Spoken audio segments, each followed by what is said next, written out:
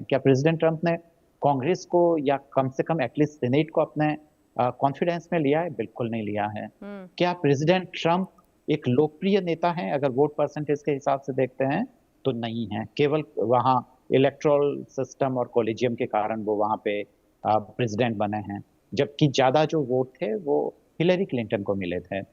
फिर उसके बाद में क्या वो मिड टर्म इलेक्शन जीतने वाले हैं अपने कारनामों के कारण? बिल्कुल नहीं जीतने वाले हैं। खुद प्रेसिडेंट ट्रंप ने कहा है कि वो नहीं करेंगे। तो ऐसे जो कि मानसिक रोगी हैं, जिन्होंने बिल्कुल ठीक कह रहे सर आप। 70,000 लोगों को मौत की नींद सुला दिया गाजा में, छोटे छोटे बच्चे खून से लथपथ। और यहाँ पे इन्होंने अटैक किस पे किया? जो स्कूल की बच्चियां थी, कायराना अटैक जो ईरान पे किया।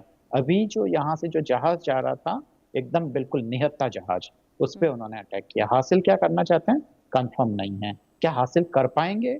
यह भी पक्का नहीं है।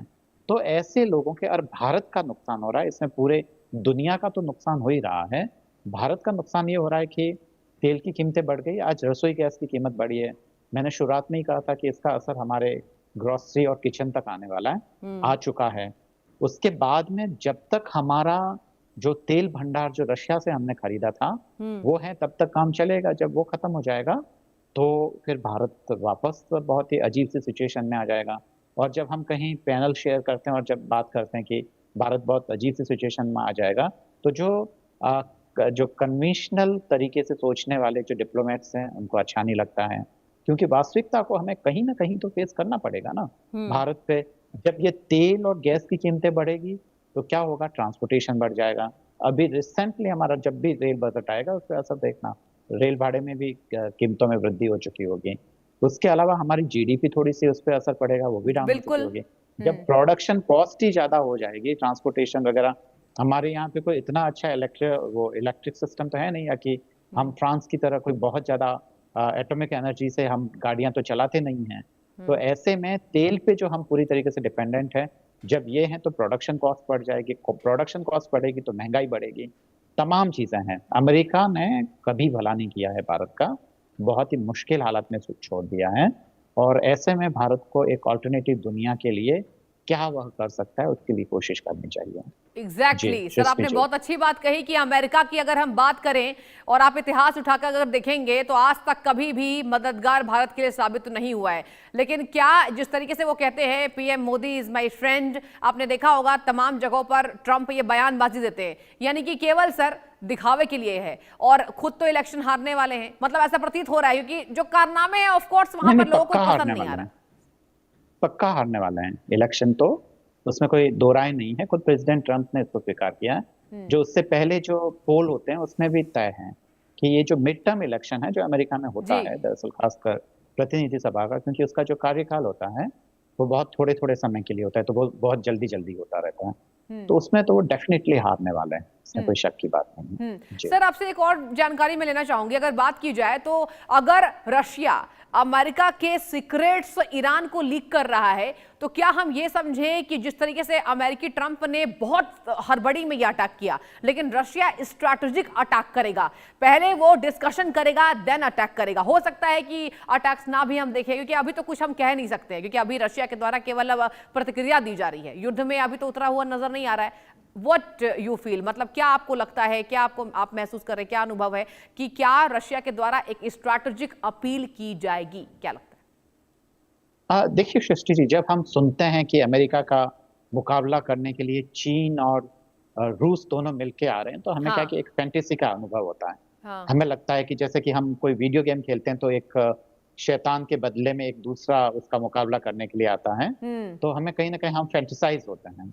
बाकी जो वर्ल्ड रियलिटी है वो वैसा नहीं है, क्योंकि यहाँ जो इंटरनेशनल पॉलिटिक्स में एक टर्म चलता है वो है सेल्फ हेल्प। खुद की मदद खुद करिए। अगर आप लायक नहीं है तो आपकी मदद करने के लिए कोई नहीं आएगा, ये एकदम तय है। तो ईरान के लिए न तो रशिया आने वाला है न चाइना आने वाला है। ये दोनों के दोनों दूर से छोटे मोटे बयान दे देंगे। कह रहे थे ईरान को प्रेसिडेंट पुतिन साहब कि आपने अगर S-400 खरीद लिया होता तो आपको ये दिक्कत नहीं आती। कहाँ से खरीदता? अंदर इतना विद्रोह हो रहा है, महंगाई ईरान में इतनी तेज से बढ़ी हुई है, और बरसों से सैंक्शंस लगे हुए हैं, आर्थिक कमर तोड़ने पे अमेरिका आमदा है उसकी।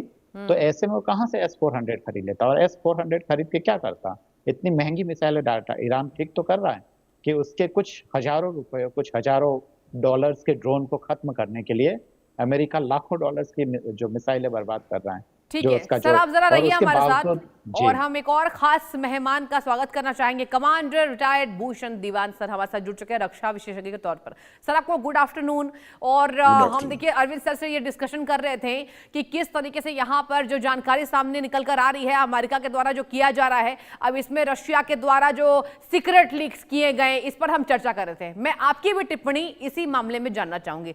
सर आपको क्या लगता है, रशिया के द्वारा अमेरिका के सीक्रेट लीक करना ईरान को ये बड़ा मददगार साबित होगा, या फिर केवल ये यहां पर शुरुआत करने की एक तरकीब हो सकती है? क्या कहेंगे? अंदर खाने सृष्टि जी, रूस चीन मदद कर रहे हैं। रूस और चीन मदद कर रहे हैं ईरान की, उसमें शक ही नहीं है। अच्छा। और रूस तो यही चाहेगा कि अमेरिका इसके अंदर उलझा रहे, चीन भी यही चाहेगा कि अमेरिका इधर उलझ जाए, ये तो पक्की बात है। पर मैं तो अभी ज्वाइन किया हूं तो सुना अरविंद जी कह रहे थे कि वो S-400 की बात हो रही थी कि हाँ वो सर। ईरान को ये ले लेना चाहिए था।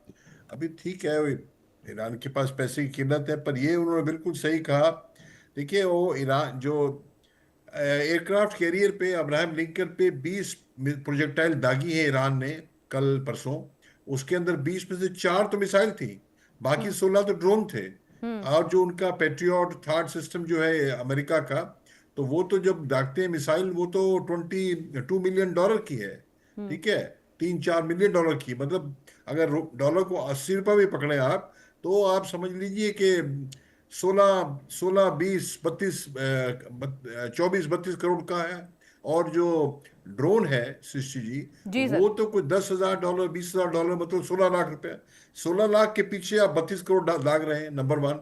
और इतनी मिसाइल, अफसोस मुझे होता है अमेरिका ने सोचा है, इजराइल ने सोचा है कि अटैक कर दो, कि तैयारी नहीं पूरी। इजराइल का डिफेंस बुरी तरह खत्म हो रहा है, इजराइल का असला खत्म हो रहा है। अब एक्स्ट्रा कुछ 120-130 मिलियन डॉलर सेंक्शन किया है अमेरिका ने इजराइल को देने के लिए। तो इतना तो अभी तो हफ्ता ही हुआ है, 8 दिन हुए, 8वां दिन है। तो जी। इसको इनको इतना बिल्कुल इंटेलिजेंस भी इतना अच्छा था मोसाद का, जहाँ पिन पॉइंट हिट किए हैं, तो उनको पता नहीं था असला कितना है। अभी जाके अभी महीना हो जाए, 1.5 महीना हो जाए तो ठीक है, फिर तो अप्रूवल देना पड़ता है। पर अभी तो इसराइल पे काफी तकलीफ हो रही है। और एक बात बड़ी भारी और चीज है, हमारे पास जो इंफॉर्मेशन आ रही है जी सर। मीडिया रिसोर्सेज से, जर्नलिस्ट से, आपको मालूम है अमेरिका का वेस्टर्न वर्ल्ड का बड़ा दबदबा है। वो सिलेक्टेड इंफॉर्मेशन देते हैं। ये जैसे ऑपरेशन सिंदूर में था, वो मतलब मिसयूज, वो क्या बोलते हैं, साइकोलॉजिकल वॉरफेयर। हमारा तो कुछ नहीं हो रहा है, ईरान तो डूबता जा रहा है। ऐसा है नहीं, ऐसा लगता नहीं है। तो देखिए क्या होता है। पर ये तो ठीक है, ईरान ने कह तो दिया है अभी क्या, कि गल्फ कंट्रीज को जो GCC हैं, ऊपर से अगर आप आए, इराक है, इराक को तो तक नहीं कर रहा है ईरान।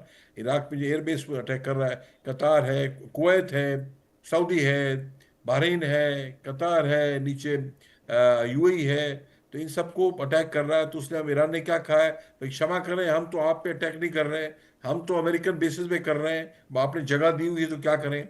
पर इसमें मैं एक बड़ी भारी एक और पेचीदगी देख रहा हूँ जी सृष्टि सर। जी। सऊदी पाकिस्तान का नो एग्रेशन पैक्ट है। अभी सऊदी जो है पाकिस्तान को बोल रहा है, आप सामने आइए, हमारी मदद करिए, हमें बचाने को आइए। तो ये दायरा बढ़ता जा रहा है युद्ध का। परसों देखिए एक नेवल फ्रिगेट ईरान का, उसको डुबो दिया सबमरीन ने, अमेरिकन सबमरीन ने। कहाँ से आ रहा था वो? हमारा ही मेहमान था 3 हफ्ते तक, हमारी टेरिटोरियल वाटर में नहीं था वो साउथ ऑफ श्रीलंका था। कोचीन से तो कम से कम 2 दिन लग जाते हैं वहां पहुंचने में, श्रीलंका से भी कई घंटे थे। और टेरिटोरियल वाटर्स में नहीं था, इंटरेस्ट वाटर्स में था। तो अमेरिका ने किया अटैक उनको, और एक अमेरिकन वॉरशिप, ईरानियन वॉरशिप को हमने कोचीन में शरण दी है। उनके टेक्निकल प्रॉब्लम कुछ आया है, उनके जहाज वो भी वहीं से आ रहे थे। मिलन एक्सरसाइज थी विशाखापट्टनम में, उसके पहले IFR था, इंटरनेशनल फ्लीट रिव्यू। मैं ये देख रहा हूँ कि ऐसा मुझे लगता है कि ईरान तो शायद पुरजोर तरीके से लड़ता रहेगा, ये बात लंबी चलेगी। यानी कि भूषण सर आप ये समझ रहे हैं कि अभी ईरान जो है वो लड़ता रहेगा। और जो हम अभी वार्तालाप कर रहे हैं सर, एक और बहुत अच्छी बात आपने कही कि जिस तरीके से पाकिस्तान की एंट्री, और मैं वो सवाल आपसे पूछना ही चाह रही थी, एक बार मैं लौटूंगी अरविंद सर के पास। अरविंद सर आपसे जानना चाहूंगी, आप प्लीज कोई इसका जवाब दीजिएगा कि आप यहाँ पर पाकिस्तान की बात करें, सऊदी चाह रहा है पाकिस्तान इसमें मदद करे, क्या क्या मदद करेगा सर? पाकिस्तान के पास कुछ है क्या मदद करने लायक? नहीं नहीं है ना, उन्होंने घास खा के बम बनाया है। हाँ। तो घास खाने के बाद में दिमाग तो चलता नहीं है, तो वो उन्होंने केवल बम ही बम बनाए हैं, तो उनके पास एटॉमिक बम है और पूरे के पूरे जितने भी ये जो अरब इस्लामिक वर्ल्ड है उनको लगता है कि अगर उनकी कोई रक्षा कर सकता है तो वो पाकिस्तान है। और पाकिस्तान को बदले में ये लगता है क्योंकि सऊदी मतलब खरबों रुपए पाकिस्तान पे बहाता रहा है, उसकी मदद करता रहा है, कई बार वो माफ ही कर दिए, एक तरीके से दान में दिए हुए रुपयों की तरह। पर यह जैसा कि दीवान साहब तो इस चीज को बहुत अच्छे से जानते होंगे कि एसिमेट्रिक वॉरफेयर क्या होता है। अभी ईरान वही कर रहा है, उसको छका के रखा हुआ है। जो हम लोग बात कर रहे हैं कि ड्रोन के मुकाबले जो लाखों रुपयों के जो एक तरीके से अगर रुपयों में देखें तो करोड़ों रुपए और लाखों डॉलर्स में जो जिस तरीके से अमेरिका पैसा बर्बाद कर रहा है, कितने दिन तक टिक पाएगा, जबकि उसके ऊपर पहले से ही पूरी दुनिया का इतना ज्यादा कर्ज है और जो अमेरिकन पूरी अर्थव्यवस्था है वो उपभोक्तावाद ठीक पे है। चल रही है। तो जी सर जी माफी बिल्कुल के शेष साथ कीजिए।